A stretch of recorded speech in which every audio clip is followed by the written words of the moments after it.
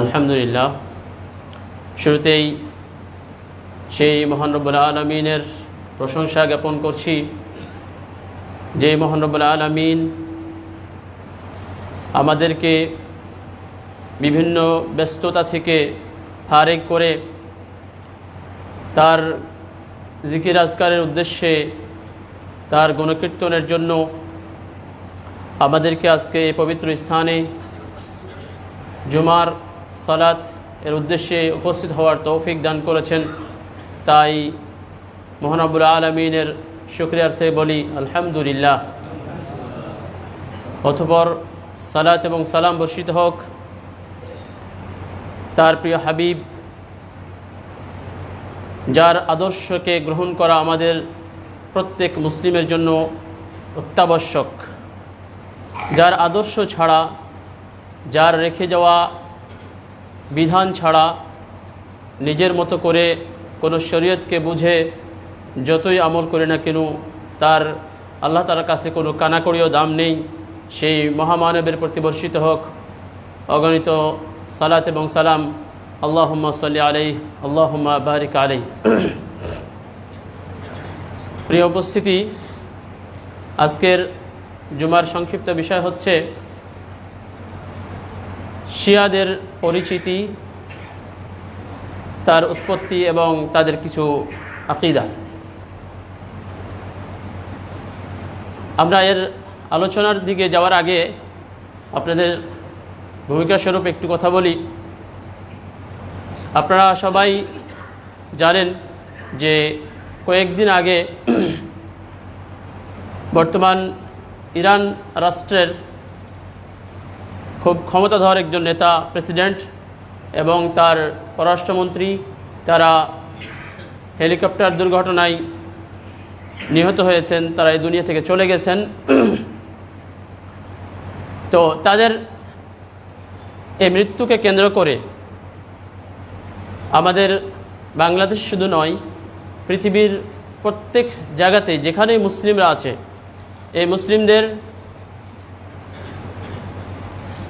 মানে দুইটা দলে ভাগ হয়ে গেছে। অনেক মুসলিম আছে যারা তার জন্য মাগফিরাত কামনা করেছেন, জান্নাত কামনা করেছেন, তার জন্য শহীদ হওয়ার আল্লাহর কাছে প্রার্থনা করেছেন। পক্ষান্তরে অপরদিকে আবার কিছু মুসলিম তারা তার জন্য দোয়া করাটাকে অপছন্দ করেছেন, তার জন্য দোয়া করাটাকে ভালো মনে করেননি, বা তার মাগফিরাত কামনা করাটাকে সমীচীন মনে করেন না। তো আপনারা যারা আজকে মসজিদে আছেন তারা হয়তো সবাই দেখেছেন তার ছবিটা।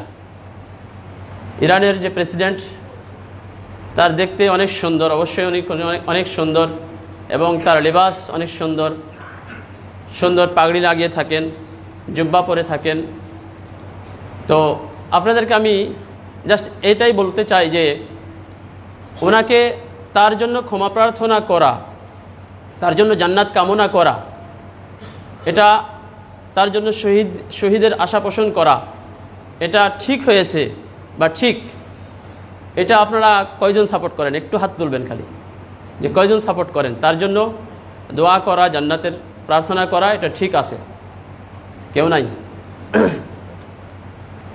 একজনও নাই? দুই একজন আছেন। তার মানে বাকিরা হলো বিপক্ষে, মানে তার জন্য ক্ষমা প্রার্থনা করা ঠিক হয় নাই, মানে ক্ষমা প্রার্থনা করা উচিত নয়। আচ্ছা, না না, আমি আমি আপনাদেরকে আমি বলছি জাস্ট আপনি সংবাদ মাধ্যম অনুযায়ী আপনার কাছে, আপনি মুসলিম হিসাবে, অ্যাজ এ মুসলিম কতটুকু আপনারা সাপোর্ট করেছেন বা মনে করেন কিনা, জাস্ট এতটুকু জানতে চাইলাম। এবার আমি আপনাদের সামনে তাদের সব কিছু তুলে ধরছি, তারপরে আপনারা সেটা যাচাই করবেন। এখানে আপনাদের রাগার কিছু নেই, আমি জাস্ট আপনাদের সংবাদ মাধ্যম থেকে যতটুকু দেখেছেন, তার ছবি দেখেছেন, সে অনুযায়ী আপনাদেরকে আমি বলেছি আর কি। এবার হলো আমরা তাদের আলোচনা করি। আপনারা সবাই জানেন যে তিনি শিয়া ছিলেন, শিয়া মতাবলম্বী ছিলেন, এবং ইরানের বলা যেতে পারে যে 90% মানুষ তারা শিয়া মতাবলম্বী। এবং তারা হলেন কঠোর শিয়া। শিয়া কারা? এবার আমরা আলোচনার মধ্যে আসলাম। শিয়া কারা? তাদের ধর্মগ্রন্থ অনুযায়ী, মানে তাদের যে মতাবলম্বী, তারা যাদেরকে অনুসরণ করেন, তাদের অনুসরণ অনুযায়ী তাদের যে হাদিসের গ্রন্থ রয়েছে, সেই হাদিসের গ্রন্থে একটা হাদিস আসছে, সেখানে বলা হয়েছে যে আলী রাদিয়াল্লাহু আনহু একদিন রাসূল সাল্লাল্লাহু আলাইহি ওয়াসাল্লামের কাছে আসলেন এবং বললেন যে মানহুম খয়রুল বারিয়া, যে সব থেকে মানুষের মধ্যে সব থেকে উৎকৃষ্ট মানুষ কারা আল্লাহ তাআলার কাছে। তখন রাসূল সাল্লাল্লাহু আলাইহি সাল্লাম জবাবে বলেছিলেন যে আনতা ওয়া শিআতুক, তুমি এবং তোমার যারা অনুসারী তারা। শিয়া, এখানে শিআতুক বলা হয়েছে, শব্দটা বলছে আনতা ওয়া শিআতুক। আরবিতে রাসূল সাল্লাল্লাহু আলাইহি সাল্লামের যে শব্দটা বলা হয়েছে যে তার পক্ষ থেকে আসছে শিয়া, অর্থাৎ শিয়াতুন শাব্দিক অর্থ হচ্ছে কি দল, সমর্থক বা অনুসারী। তো এখানে এই হাদিসটা কোনো আমাদের যারা সুন্নি আলেম তাদের কোনো ধর্মগ্রন্থে তাদের কোনো হাদিসের গ্রন্থে হাদিসটা নেই, বরং শিয়াদের যে হাদিসের গ্রন্থ আছে সেই হাদিসের গ্রন্থ থেকে তারা এটা উদ্ধৃতি দিয়েছেন এবং সেখান থেকে তারা নিজেদেরকে শিয়া শব্দ নিজেদেরকে নামকরণের ক্ষেত্রে তারা এটাতে গর্ববোধ করেন যে তারা শিয়া। এই শিয়া ছাড়া তাদের আরও অনেক নাম রয়েছে, তবে শিয়া নামে নামকরণ করাটাকে তারা গর্ববোধ করেন, কারণ যেহেতু তাদের অনুযায়ী হাদিসের এই শব্দটা রাসূলের কাছ থেকে তারা পেয়েছেন বলে তারা দাবি করেন। সম্মানিত উপস্থিতি, পারিভাষিক ক্ষেত্রে শিয়া কাদেরকে বলা হয়?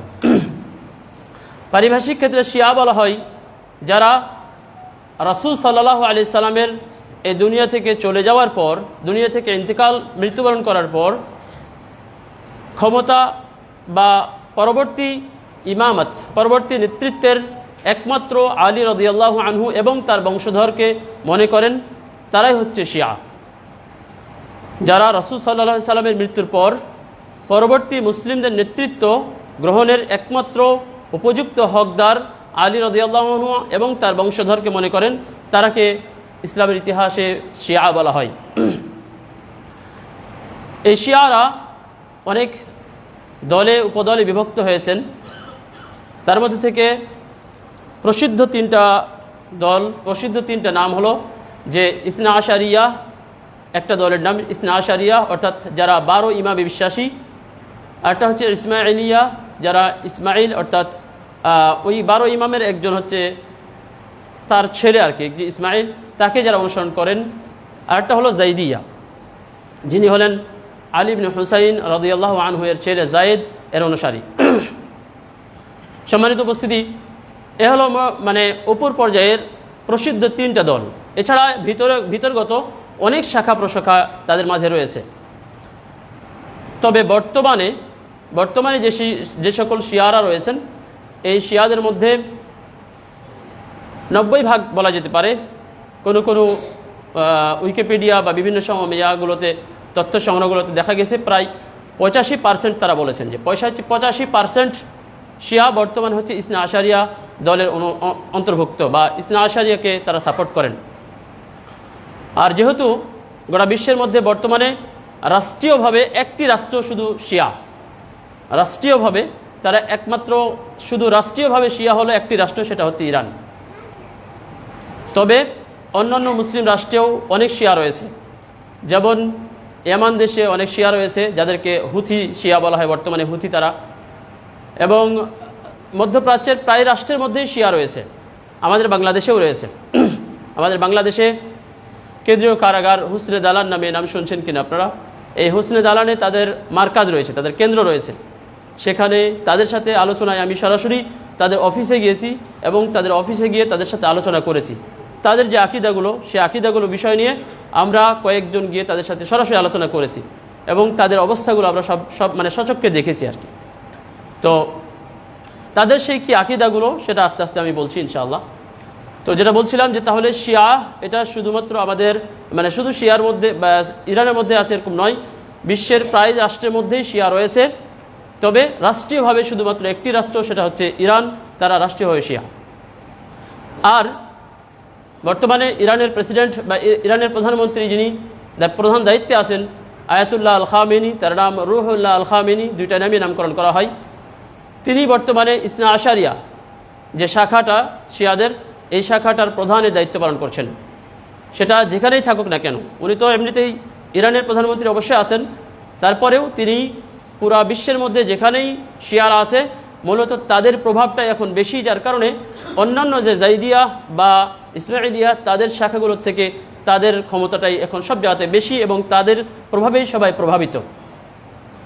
সম্মানিত উপস্থিতি, এবার আমরা বলছিলাম যে তাদের উৎপত্তি, এই শিয়াদের উৎপত্তি কখন থেকে বা কার মাধ্যমে হয়েছে।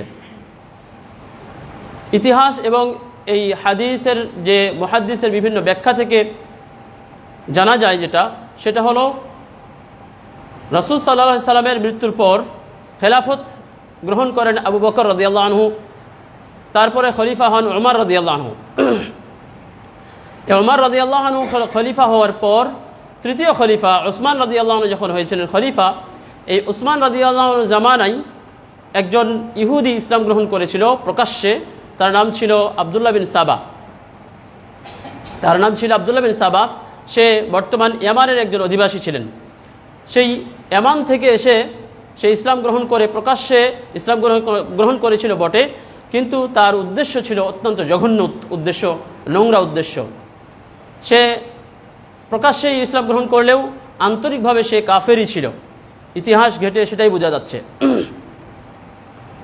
তো এই আব্দুল্লাহ বিন সাবা ইহুদি নেতা, সে তখন মুসলমানদের মাঝে বিচরণ করা শুরু করলো। প্রথমে সে মক্কা এবং মদিনায় সেগুলোতে ভ্রমণ করলো এবং মুসলমানদের অবস্থা দেখলো। তারপরে সেখান থেকে সে চলে গেল হলো ইরাক, এবং ইরাকেই যেহেতু উসমান রাদিয়াল্লাহু আনহু শাসন আমলে তৎকালীন যুগে প্রায় অনেক রাষ্ট্র মুসলিমরা বিজয় অর্জন করেছিলেন, যেমন ইরাক, ইরান, শাম, এই অনেক রাষ্ট্রগুলো উসমান রাদিয়াল্লাহু আনহু জামানায় বিজয় হয়েছিল। তো তখন তিনি মক্কা মদিনা সফর করার পরে চলে গেলেন ইরাক, এবং ইরাকের কুফা, বসরা এগুলো খুব প্রসিদ্ধ নগরী ছিল সে সময়ের ইসলাম প্রিয় মানুষদের। তো সেখানে গিয়ে তার যে একটা বৈশিষ্ট্য ছিল সেটা হলো তিনি যেখান দিয়ে যেতেন সেখান দিয়েই সে প্রচুর অর্থের মালিক ছিল, যার কারণে যেখান দিয়ে যেতেন প্রচুর পরিমাণে দান করতেন, প্রচুর পরিমাণে মানুষকে তার উপহার দিতেন, যার কারণে মানুষরা তার খুব অল্প সময়েই মানুষেরা তার ভক্ত বা তার কথা অনুসরণ করতো, তার কাছাকাছি হয়ে যেত। তো ঠিক কুফা এবং বসরাতে এরকম বেশ কিছুদিন থাকলেন এবং তার ভক্ত তৈরি করলেন। তারপরে সেখান থেকে আবার চলে গেলেন সিরিয়া, শাম, আরবিতে বলা হয় শাম, শামে চলে গেছিলেন, সেখানেও তার কিছু ভক্ত তৈরি করেছেন। তারপরে এসে মিশরে এসে তিনি ওখানে বেশ কিছুদিন অবস্থান করে সেখানে একটা দল তৈরি করলেন, এবং সেই দল তৈরি করার উদ্দেশ্য ছিল কি? সেই দল তৈরি করার উদ্দেশ্য ছিল উসমান রাদিয়াল্লাহু আনহুকে তার খেলাফত থেকে তাড়িয়ে দেওয়া বা তার খেলাফত থেকে নামিয়ে দেওয়া, এবং সেটাই করেছেন। সে এই মদিনাতে অবস্থান করার যে মদিনাতে যারা অবস্থান করছিলেন সেখানে সে বিভিন্নভাবে তথ্য সংগ্রহ করেছে এবং উসমান রাদিয়াল্লাহু আনহুর বিরুদ্ধে মুসলমানদেরকে সে খেপিয়ে তুলেছিল। কারণ উসমান রাদিয়াল্লাহু আনহু শাসন আমলে তার যেহেতু ইসলামের সাম্রাজ্য অনেক বিস্তার লাভ করেছিল, যার কারণে সে তখন বিভিন্ন ইস্যুগুলোকে একত্রিত করে মুসলমানদের মাঝে সেগুলোকে তখন প্রচার শুরু করে এবং মুসলমানদেরকে উসমান রাদিয়াল্লাহু আনহুর বিরুদ্ধে খেপিয়ে তোলে।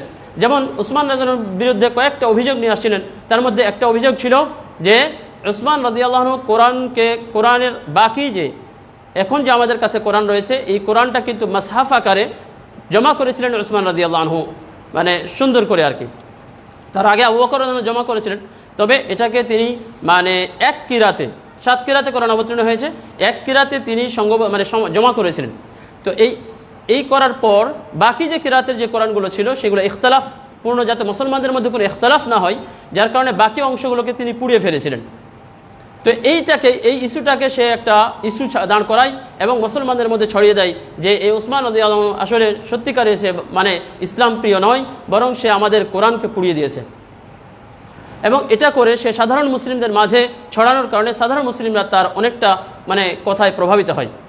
এইভাবে সে আরেকটা কথা রটনা করে, সেটা হলো যে সে একজন পক্ষপাতিত্ব করে, অর্থাৎ সে স্বজন প্রীতি করে, তার স্বজন আত্মীয় স্বজন যারা আছে তাদেরকে সে বিভিন্ন পদে চাকরি দেয় এইভাবে বেশ কিছু অভিযোগ তার বিরুদ্ধে নিয়ে আসে এবং তারা সরাসরি দলবদ্ধভাবে সেই মিশর থেকে শুরু করে তার দল নিয়ে আগমন করতে মদিনার দিকে। সে ইরাকের কুফা বসরা হয়ে মদিনায় ঢুকে এবং মদিনায় ঢুকে উসমান রাদিয়াল্লাহু আনহুর বাড়ির চতুর্দিক ঘেরাও করে। প্রায় 1 মাস উসমান রাদিয়াল্লাহু আনহুকে তারা ঘেরাও করে থাকে এবং উসমান রাদিয়াল্লাহু আনহুকে শেষ পর্যন্ত কোরআন তেলাওয়াতরত অবস্থায় উসমান রাদিয়াল্লাহু আনহুকে সেই আব্দুল্লাহ বিন সাবার যে নেতৃত্বে যারা ছিল তারা হত্যা করেছিল এবং উসমান রাদিয়াল্লাহু আনহু তাদের হাতে শহীদ হয়েছিলেন। সম্মানিত উপস্থিতি, যেটা বলছিলাম যে এই আব্দুল্লাহ বিন সাবা উসমান রাদিয়াল্লাহু আনহুর পরে যখন আবার খলিফা হলেন আলী রাদিয়াল্লাহু আনহু, আলী রাদিয়াল্লাহু আনহুর ব্যাপারে তখন মানুষের সামনে বিভিন্নভাবে আলী রাদিয়াল্লাহু আনহুর ব্যাপারে তখন মানুষের সামনে বলতে শুরু করলেন যে আলী রাদিয়াল্লাহু আনহু হলেন রাসূল সাল্লাল্লাহু আলাইহি সাল্লামের সরাসরি ওসিয়ত এবং আল্লাহ তাআলার ওয়ালি, অর্থাৎ আল্লাহ তাআলার পক্ষ থেকে সরাসরি সে খলিফা নিয়োজিত এবং সে আল্লাহ তাআলার ওয়ালি এবং রাসূল সাল্লাল্লাহু আলাইহি সাল্লামের ওসিয়ত হিসেবে সেই একমাত্র তার নেতৃত্ব পাওয়ার উপযুক্ত ছিল। যেহেতু এরা এই আগের যে 3 জন এরা এটা দেয়নি তাকে, সুতরাং তারা এটা অন্যায় করেছে, তার প্রতি তারা জুলুম করেছে। এইভাবে প্রোপাগান্ডা শুরু করলো এবং শেষ পর্যন্ত আব্দুল্লাহ বিন সাবা তার অনুসারী যারা তাদের মধ্যে একটা দল আলী রাদিয়াল্লাহু আনহুকে বাড়াবাড়ি করতে করতে তাকে ইলাহ পর্যন্ত বলে ফেললো, অর্থাৎ আলী রাদিয়াল্লাহু আনহু নিজেই একজন তিনি হলেন আল্লাহ, নাউযুবিল্লাহ। এই কথা তারা তার ব্যাপারে বাড়াবাড়ি করতে করতে অতিরঞ্জন করে ফেলে সরাসরি সরাসরি আলী রাদিয়াল্লাহু আনহুকে আল্লাহ বলে ফেলেছিল। ফলে ইতিহাস থেকে জানা যায় যে আলী রাদিয়াল্লাহু আনহু ওই যারা তাদেরকে আলী রাদিয়াল্লাহু আনহুকে আল্লাহ বলে ফেলেছিল, ইলাহ বানিয়ে ফেলেছিল, তাদেরকে তিনি সমবেত করতে বলেছিলেন, তাদেরকে ডাকছিলেন এবং ইরাকের কুফা নগরীর একটা গর্ত করে তাদেরকে আগুনে পুড়িয়ে মেরেছিলেন। কিন্তু আব্দুল্লাহ ইবনে সাবা সেখান থেকে পালিয়ে যায়, তাকে ধরতে পারে নাই। এরপর যখন আলী রাদিয়াল্লাহু আনহু এবং মুআবিয়া রাদিয়াল্লাহু আনহু এর মাঝে যুদ্ধ, তারপর আয়েশা রাদিয়াল্লাহু আনহা এবং আলী রাদিয়াল্লাহু আনহুর মাঝে যুদ্ধ, এইভাবে সে বিভিন্নভাবে মূলত ভুল বুঝাবুঝি করে 2 দলের মধ্যে যুদ্ধ চলমান রাখে। অর্থাৎ সে মুসলমানদের মধ্যে সার্বক্ষণিক একটা বিশৃঙ্খলা সবসময় যেন চলমান থাকে, এইভাবে তার যারা অনুসারী ছিল তাদেরকে সে গড়ে উঠায়। তো ঐতিহাসিকগণ বলছেন এই আব্দুল্লাহ বিন সাবাই মূলত মানুষের মাঝে এই ফিকরা, এই চিন্তা চেতনাটা ঢুকিয়ে দেয় যে আলে বাইত অর্থাৎ রাসূল সাল্লাল্লাহু আলাইহি সাল্লামের পরিবারবর্গের যে মহব্বত, এটা অবশ্যই আমাদেরকে রাসূল সাল্লাল্লাহু আলাইহি সাল্লামের পরিবারকে মহব্বত করতেই হবে, অবশ্যই করতে হবে, কিন্তু মহব্বত অতিরঞ্জন নয়। কিন্তু এই আব্দুল্লাহ বিন সাবা সে মানুষের মাঝে আলে বাইতের যে একটা মহব্বতের যে একটা আবেগ, এই আবেগটাকে কাজে লাগিয়ে মূলত সে দাবি করেছিল যে আমরা রাসূল সাল্লাল্লাহু পরিবারকে অত্যন্ত মহব্বত করি, ভালোবাসি, সুতরাং তাদেরকে সব জায়গাতে আমাদেরকে প্রাধান্য দিতে হবে। এইভাবে তখন মানুষের আবেগটাকে কাজে লাগিয়ে সে মূলত মানুষের মাঝে সে এটাকে কাজে লাগাতে সক্ষম হয় এবং সে অন্যান্য অন্যান্য যে খলিফা ছিলেন তাদের বিরুদ্ধে বিভিন্ন কথাবার্তা প্রচার করতে সে সক্ষম হয়। যেমন মনে করুন যে আগের যে খলিফা তাদেরকে জালেম, তাদেরকে শেষ পর্যন্ত কাফের পর্যন্ত বলেছে। যাই হোক, সম্মানিত উপস্থিতি, এইভাবে আলী রাদিয়াল্লাহু আনহুর পরে উমাইয়া শাসন আসলো, তারপরে আব্বাসীয় শাসন আসলো। এই শিয়াদের উত্থান পতন ঘটতে ঘটতে এখন পর্যন্ত শিয়াদের, বর্তমানে বলা যেতে পারে শিয়াদের এখন উত্থানের যুগ চলতেছে, কারণ তাদের এখন প্রচার প্রসার বা তাদের আলোচনা সব জায়গাতে এখন বিরাজমান। যাই হোক, আমরা বলছিলাম যে তাহলে এই শিয়া গোষ্ঠী মূলত এদের উত্থান হয়েছিল বা তাদের সূচনা হয়েছিল আব্দুল্লাহ বিন সাবা এর মাধ্যমে, এবং এটা যদিও সে একজন মুসলিম দাবি করেছে মুখে, কিন্তু তার উদ্দেশ্য অত্যন্ত জঘন্য ছিল। যেই উদ্দেশ্যে সে এই শিয়া মতবাদকে চালু করেছে এবং যে আবেগটাকে কাজে লাগিয়ে চালু করেছে, সে আবেগটা বর্তমানে এখনও মুসলমানদের মধ্যে আছে, অর্থাৎ আলে বাইতের মহাব্বত। আলে বাইত অর্থাৎ রাসূল সাল্লাল্লাহু আলাইহি সাল্লামের পরিবারকে মহাব্বত করা, এটাকে কেন্দ্র করে সে মুসলমানদের মধ্যে বিশৃঙ্খলা সৃষ্টি করেছে, মুসলমানদের মধ্যে দলাদলি ফাটল সৃষ্টি করেছে। এবং এই ফাটলটা এখন পর্যন্ত আমাদের মাঝেও বিদ্যমান আছে, যে আমরা নিজেদেরকে আমরা বলি সুন্নি, এবং যারা আলে বাইতের আবেগ কাজে লাগিয়ে তারা শুধুমাত্র আলী রাদিয়াল্লাহু আনহুকে এবং তার পরিবারকে নিয়ে বাড়াবাড়ি করেছে, তারাকে আহলে সুন্নাহ ওয়াল জামাতের ইমামগণ তারাকে বলেছে শিয়া, তারা আলাদা। সম্মানিত উপস্থিতি, এবার আমরা আসি যে তাদের আকীদাগুলো কী কী। তারা যে আলে বাইতের মোহাব্বত করতেছে এবং আলে বাইতকে নিয়ে বাড়াবাড়ি করেছে, আবেগকে কাজে লাগিয়ে মুসলমানদের তারা নিজেদেরকে আলাদা করে নিয়েছে এবং তারা নিজেদেরকে শিয়া বলতেই তারা গর্ববোধ করে। তাদের আকীদাগুলো কি কি? আকীদাগুলো পড়ার পরে, আকীদাগুলো জানার পরে আশা করি আপনাদের কাছেই স্পষ্ট হয়ে যাবে যে আসলে কি তারা তাদের জন্য আমরা ক্ষমা প্রার্থনা করতে পারি কিনা, তাদের জন্য শহীদি মৃত্যু কামনা করতে পারি কিনা, এটা আপনারাই জানতে পারবেন ইনশাআল্লাহ। সম্মানিত উপস্থিতি, এই আকীদার ক্ষেত্রে তাদের বই থেকেই বেশ কিছু আকীদা আমরা চয়ন করেছি এবং যেমন আকায়েদ গ্রন্থের মধ্যে আছে তাদের আকীদাগুলো আলোচনা এবং আদিয়ান এর আলোচনার মধ্যে, অর্থাৎ ধর্মতত্ত্ব যে বিষয়গুলো, তাই সেই ধর্মতত্ত্ব বইগুলোর মধ্যেও তাদের আকীদা এবং তাদের সম্পর্কে আলোচনা করা হয়েছে। তাদের একটা আকীদা হলো খেলাফত সংক্রান্ত। খেলাফত সংক্রান্ত বিষয়টা একটু আগে আমি টাচ দিয়েছি যে খেলাফতের ব্যাপারে তাদের আকীদা যে তারা মনে করেন আলী রাদিয়াল্লাহু আনহু রাসূল সাল্লাল্লাহু আলাইহি ওয়াসাল্লামের মৃত্যুর পর একমাত্র আলী রাদিয়াল্লাহু আনহু এবং তার বংশধর তারাই শুধুমাত্র মুসলিম বিশ্বের কিয়ামত পর্যন্ত নেতৃত্ব দিবে, অন্য কেউ এই নেতৃত্বে আসতে পারবে না। আর এই নেতৃত্বে অন্য কেউ আসার কারণে বাকি যারা খেলাফত গ্রহণ করেছিলেন, অর্থাৎ আবু বকর রাদিয়াল্লাহু আনহু, উমর রাদিয়াল্লাহু আনহু এবং উসমান রাদিয়াল্লাহু আনহু, এই তিনজনকেই তারা জালেম বলেছেন, পরবর্তীতে তারা জিন্দিক এবং কাফের বলেছেন। কারণ কি?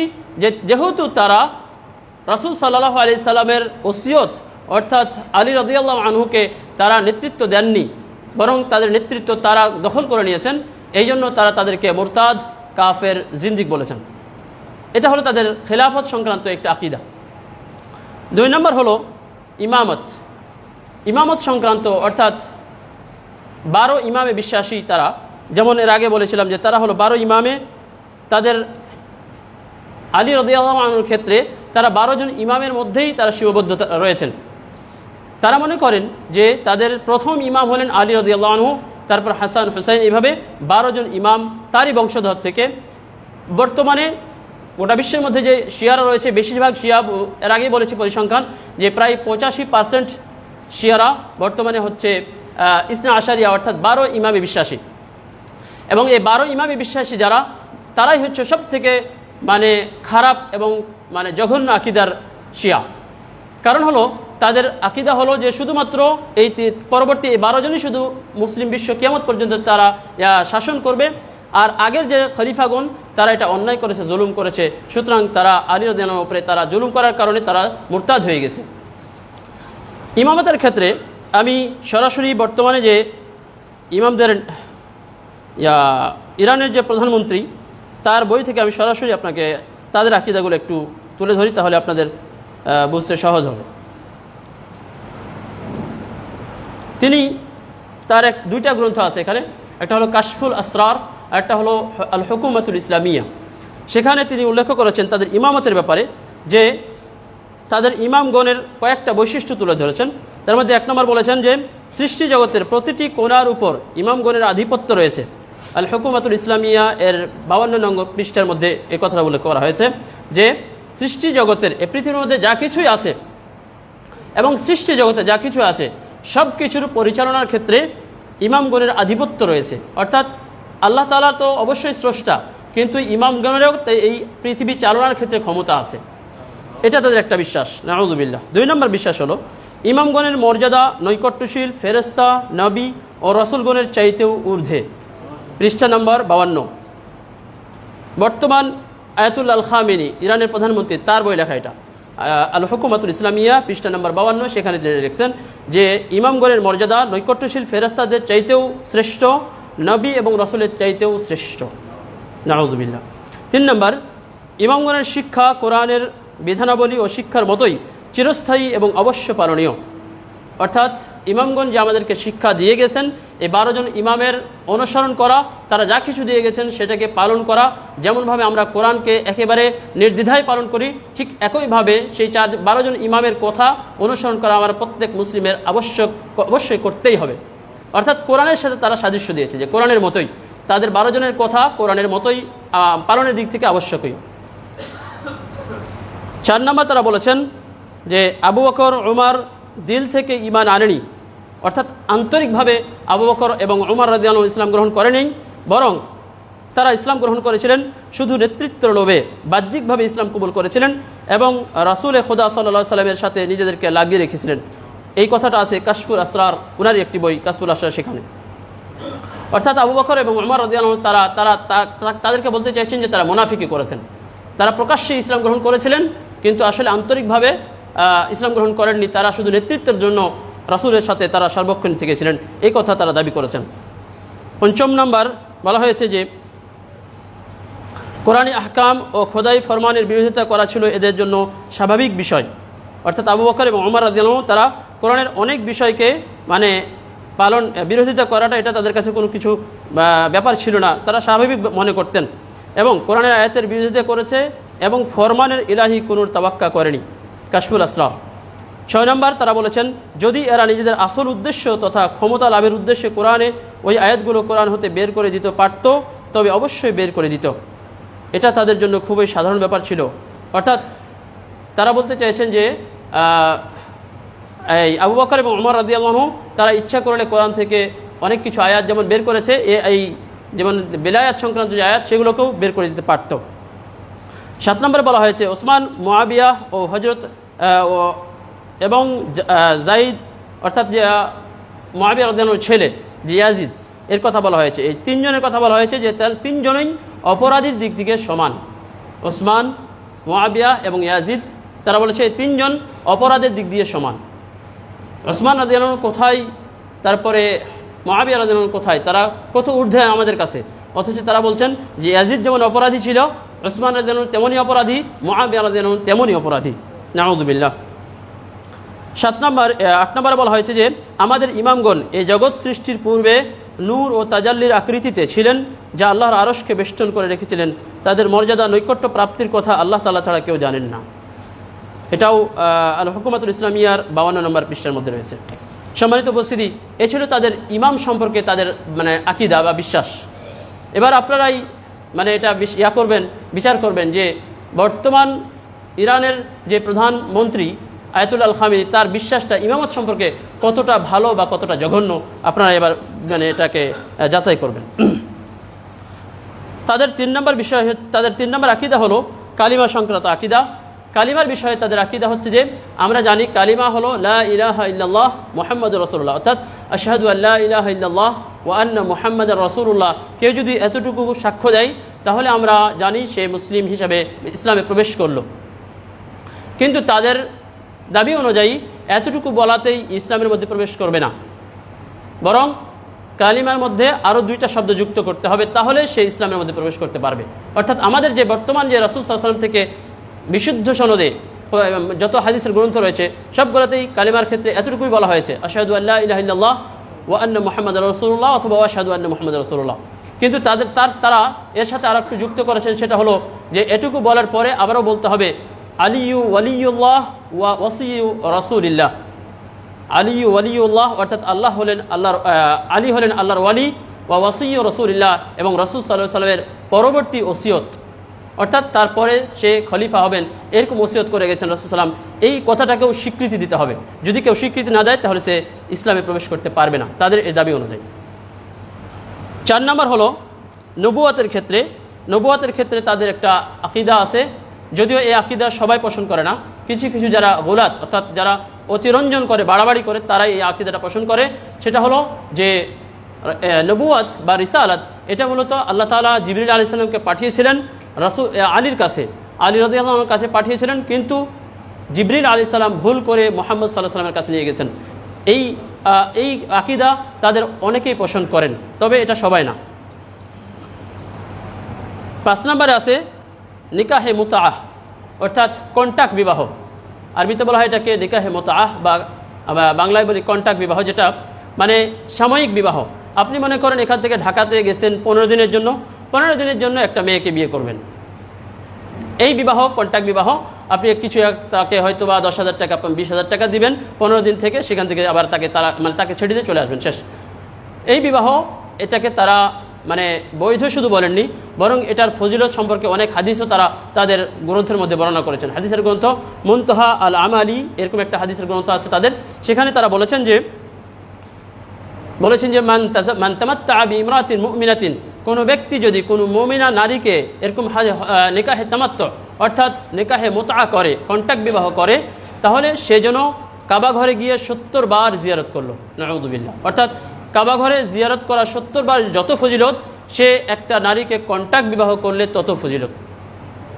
এরকমভাবে আরেকটা হাদিসে বলা হয়েছে, যে ব্যক্তি নিকাহে মুতআ বিবাহ করলো, তা সে বিবাহ করার সাথে সাথে তার শরীরের মধ্যে, তার মাথার মধ্যে যত চুল আছে, এই চুল সমপরিমাণ তার গুনাহগুলোকে আল্লাহ তাআলা মোচন করে দিবেন। এইভাবে অনেক ফজিলত তারা কন্ট্যাক্ট ব্যবহার করেছেন। এবার আসি আমরা হাদিসের ক্ষেত্রে, যে এই বিষয়টাতে রাসূল সাল্লাল্লাহু আলাইহি ওয়াসাল্লাম কি বলেছেন। রাসূল সাল্লাল্লাহু আলাইহি ওয়াসাল্লাম সহিহ মুসলিমের মধ্যে হাদিসটা আছে 3469 নম্বর হাদিস। সেখানে রাসূল সাল্লাল্লাহু আলাইহি ওয়াসাল্লাম বলছেন যে নাহা আনিল মুতআতি, রাসূল মুতআ বিবাহ থেকে নিষেধ করেছেন। এমনকি তিনি বলেছেন ক্বালা আলা ইন্নাহা হারামুন ইলা ইয়াউমিল কিয়ামাহ, বলছে যে এই নিকাহে মুতআ আজ থেকে কিয়ামত পর্যন্ত তোমাদের জন্য হারাম করলাম। এটা সহিহ মুসলিমের হাদিস 3469 নম্বর হাদিস। তাহলে এখান থেকে আমরা স্পষ্ট বুঝলাম যে রাসূল সাল্লাল্লাহু আলাইহি ওয়াসাল্লাম কি বলছেন, হারাম, অথচ তারা এটাকে জায়েজ শুধু বলেনি, বরং এটাকে অনেক ফজিলত তারা বর্ণনা করেছেন। 6 নম্বর তাকফিরুস সাহাবা। তাকফিরুস সাহাবা অর্থাৎ আলে বাইত ছাড়া, অর্থাৎ রাসূল সাল্লাল্লাহু আলাইহি ওয়াসাল্লামের পরিবারবর্গ ছাড়া, যেমন হাসান, হুসাইন, আলী রাদিয়াল্লাহু আনহু, হাসান রাদিয়াল্লাহু আনহু, হুসাইন রাদিয়াল্লাহু আনহু এবং আবু দার, সালমান ফারসি, এরকম মোটামুটি 10 থেকে 15 জন, সর্বোচ্চ 20 জন হবে। এই 20 জন সাহাবী ছাড়া যত সাহাবী আছে রাসূল সাল্লামের, সকল সাহাবীকে তারা মুরতাদ মনে করেন, সকল সাহাবীকে তারা কাফের মনে করেন। নাউযুবিল্লাহ। সম্মানিত উপস্থিতি, অথচ রাসূল সাল্লাল্লাহু আলাইহি ওয়াসাল্লামের হাদিসে যদি আমরা দেখি, বুখারী, মুসলিম ছাড়া সকল হাদিসে আল্লাহ রাসূল বারবার বলেছেন লা তাসুব্বু আসহাবি, তোমরা আমার সাহাবীদেরকে গালি দিও না, তোমরা আমার সাহাবাদেরকে গালি দিও না। কারণ তারা যে আমার সাথে সাক্ষাৎ করেছে, অর্থাৎ সাহাবাদের রাসূলের সাথে সাক্ষাৎ করাটাই, এই সাক্ষাৎ ইমানের সাথে সাক্ষাৎ করাটাই যত ফজিলত।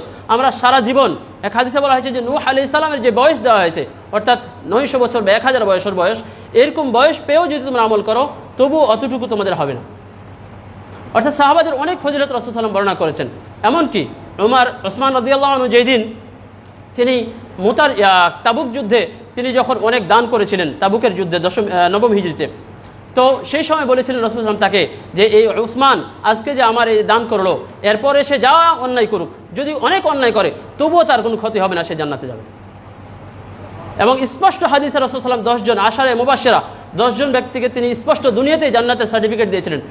তাদের মধ্যে এই 4 জন খলিফাই ছিলেন, উমর, উসমান এবং আবু বকর। স্পষ্ট আকারে রাসূল বলছেন আবু বকর ফিল জান্নাহ, উসমান ফিল জান্নাহ, আলী ফিল উমর ফিল জান্নাহ, আলী ফিল জান্নাহ, এভাবে 10 জনের নাম করেছেন রাসূল সাল্লাল্লাহু আলাইহি ওয়াসাল্লাম।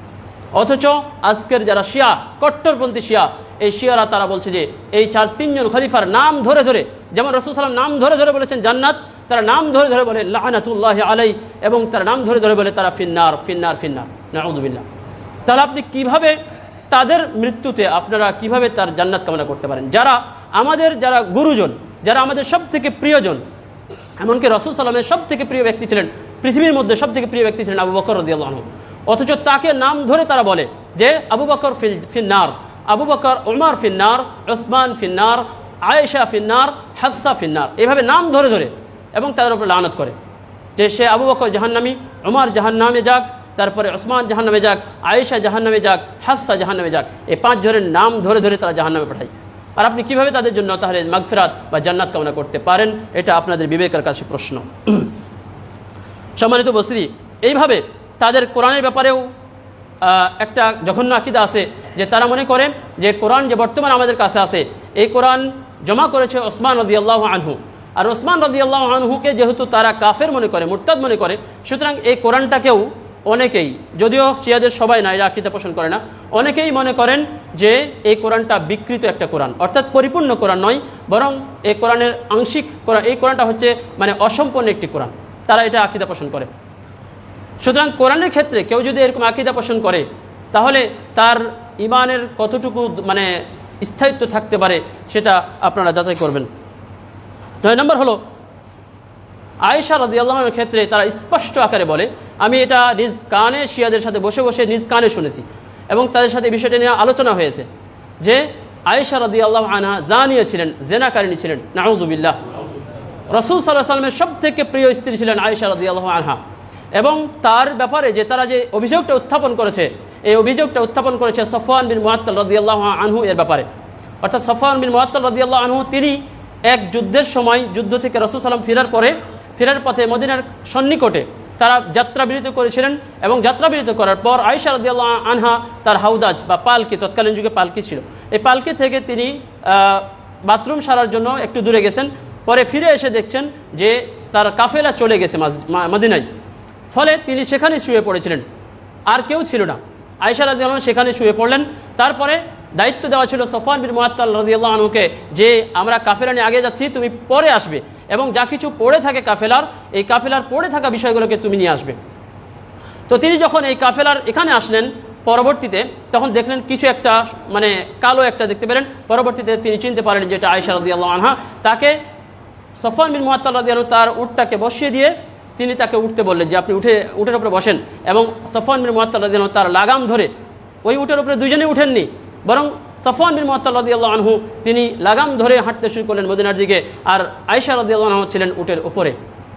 এইভাবে মদিনায় যখন পৌঁছলেন তখন মদিনার মুনাফিক, সেই সময় মদিনার মুনাফিক ছিল আব্দুল্লাহ বিন উবাই। সে তখন মানুষের মাঝে প্রচার করলো যে এই আয়েশা রাদিয়াল্লাহু আনহা সে একজন খারাপ চরিত্রা, সে দুশ্চরিত্রা, সে সফওয়ান বিন মুআত্তালের সাথে এরকম খারাপ আচরণ করেছে। এইভাবে তার মানুষের মাঝে সে অপপ্রচার শুরু করেছিল। এবং এইটা ঘটনাকে কেন্দ্র করে এটাকে বলা হয় ইফকের ঘটনা। এই ইফকের ঘটনাটা সহিহ বুখারী, মুসলিম প্রায় হাদিস গ্রন্থের মধ্যে অনেক লম্বা একটা ঘটনা আছে। যদি কোনোদিন হয় সম্ভব হয় তখন অন্যজন হয়তো বলবে ইফকের ঘটনা। তো এখানে আয়েশা রাদিয়াল্লাহু আনহা প্রায় 1 মাস যাবৎ তিনি কান্নারত ছিলেন এই ঘটনাকে কেন্দ্র করে।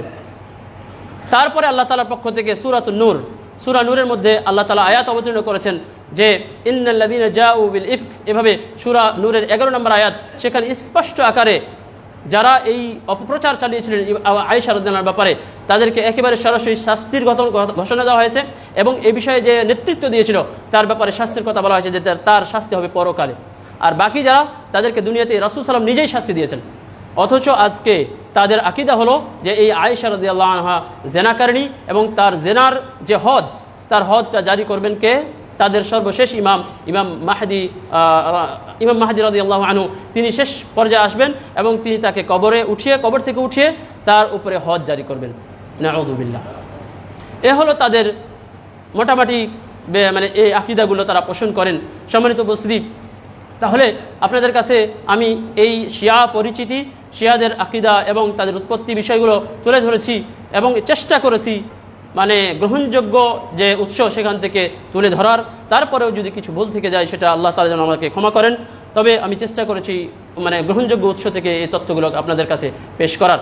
এই যে পেশ করলাম এই আকীদাগুলো থেকে এবার আপনারা নিজেরাই যাচাই করবেন যে আসলে বর্তমানে আমাদের পুরা বিশ্বের মধ্যে শিয়াদের যে দাওয়াতি কার্যক্রম বাড়তেছে, আমাদের বাংলাদেশেও কিন্তু শিয়াদের দাওয়াতি কার্যক্রম খুব বেশি তুমুল হারে চলতেছে। আপনারা হয়তো এদিক থেকে এখনও বুঝতে পারছেন কিনা জানি না, তবে আমরা ঢাকাতে দেখেছি তাদের দাওয়াতি কার্যক্রম অনেক জোরালোভাবে তারা চালাচ্ছে। খুব গোপনে গোপনে মানুষের মাঝে তারা এই আকীদাগুলোকে মানে ঢুকিয়ে দিচ্ছে, এবং এই কিছু কিছু হাদিস বুখারী মুসলিম থেকে হাদিস নিয়ে এসে তারা মানুষের মাঝে এগুলো প্রচার করতেছে। যদিও সেই হাদিসের ব্যাখ্যাটা অন্যরকম, কিন্তু তারা ব্যাখ্যাটাকে অন্যরকম করে ঘুরিয়ে মুসলমানদের মানে যারা সাধারণ মুসলিম তাদের মেধাটাকে নষ্ট করে ফেলতেছে। এভাবে তারা তাদের দলের মধ্যে তারা ঢুকাচ্ছে। সম্মানিত উপস্থিতি, এই জন্য আমাদের তাদের সম্পর্কে সতর্ক থাকা উচিত, এবং আমাদের যে সাহাবারা ছাড়া আমাদের কি কোনো অস্তিত্ব থাকবে? আমরা যদি কোনো সাহাবাদেরকে বাদ দিয়ে দিই, তাহলে কি আমাদের কোরআনের কোনো অস্তিত্ব আছে? হাদিসের কি কোনো অস্তিত্ব আছে? কারণ হাদিস তো আসছে সাহাবাদের থেকে, কোরআন তো আসছে সাহাবাদের থেকেই। কিন্তু সাহাবাকেই যদি বাদ দিয়ে দিলাম, অর্থাৎ 4 খলিফার মধ্যে 3 খলিফাই কাফের, বাকি সাহাবারাও কাফের, তাহলে আমাদের মানে ইসলামিত্ব থাকলো কি? সম্মানিত উপস্থিতি, এই জন্য আপনারা চিন্তাভাবনা করে ওদের ব্যাপারে চিন্তাভাবনা করে দোয়া দুরুজ যেটাই করেন না কেন চিন্তাভাবনা করে তারপরে করবেন। আল্লাহ তাআলা আমাদেরকে ইসলাম সম্পর্কে ভালো করে জেনে শুনে তদানুযায়ী আমল করার তৌফিক দান করুন, আল্লাহুম্মা আমিন। এবং আমরা যারা আজকে এই মসজিদে উপস্থিত হতে পেরেছি, আল্লাহ তাআলা আমাদের সবাইকে সুস্থতা দান করুন। আমাদের আত্মীয় স্বজন যারা অনেকেই হয়তো অসুস্থ রয়েছে, অনেকে হাসপাতালের বেডে রয়েছে, আল্লাহ তাআলা তাদেরকে পরিপূর্ণ সুস্থতা দান করুন। আমাদের আত্মীয় স্বজন অনেকেই যারা মারা গেছেন, দুনিয়া থেকে চলে গেছেন, আল্লাহ তাআলা তাদের যাবতীয় গুনাহ খাতাকে মাফ করে তাদেরকে জান্নাত নসিব করুন। এবং যারা আজকে আমরা উপস্থিত হতে পেরেছি, আমরাও যেন ইসলামের পথে সঠিকভাবে ইসলামকে জেনে কোরআন হাদিস ভিত্তিক জীবনযাপন করতে পারি এবং ইহকালে শান্তি, পরকালে মুক্তি লাভ করতে পারি। আল্লাহ তাআলা আমাদের সেই তৌফিক দান করুন। আমিন। ওয়া আখিরু দাওয়ানা আলহামদুলিল্লাহি রাব্বিল আলামিন।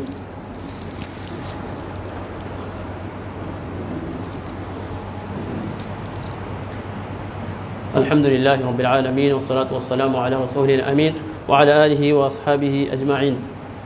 أعوذ بالله من الشيطان الرجيم. بسم الله الرحمن الرحيم. إن الله وملائكته يصلون على النبي يا أيها الذين آمنوا صلوا عليه وسلموا تسليما. أما بعد، أعوذ بالله من الشيطان الرجيم. بسم الله الرحمن الرحيم. اللهم صل وسلم على نبينا محمد وعلى آله وأصحابه أجمعين. اللهم صل وسلم على نبينا محمد وسائر الصحابة أجمعين وخلفاء الراشدين المهديين أبي بكر وعمر وعثمان وعلي رضي الله عنهم، وسيدة سباب أهل الجنة وسيدة نساء أهل الجنة فاطمة رضي الله عنها، وأن معهم بمنك وكرمك يا رب العالمين. ربنا آتنا في الدنيا حسنة وفي الآخرة حسنة وقنا عذاب النار. ربنا ظلمنا أنفسنا وإن لم تغفر لنا وترحمنا لنكونن من الخاسرين. ربنا لا تزغ قلوبنا بعد إذ هديتنا وهب لنا من لدنك رحمة إنك أنت الوهاب. اللهم أعز الإسلام والمسلمين، اللهم أعز الإسلام والمسلمين واخذل الكفرة والمشركين. اللهم انصر المجاهدين في كل مكان. اللهم أعز الإسلام والمسلمين. اللهم احفظنا من كل بلاء الدنيا وعذاب الآخرة. اللهم احفظنا من كل بلاء الدنيا وعذاب الآخرة. ربنا اغفر لنا ذنوبنا وكفر عنا سيئاتنا وتوفنا مع الأبرار.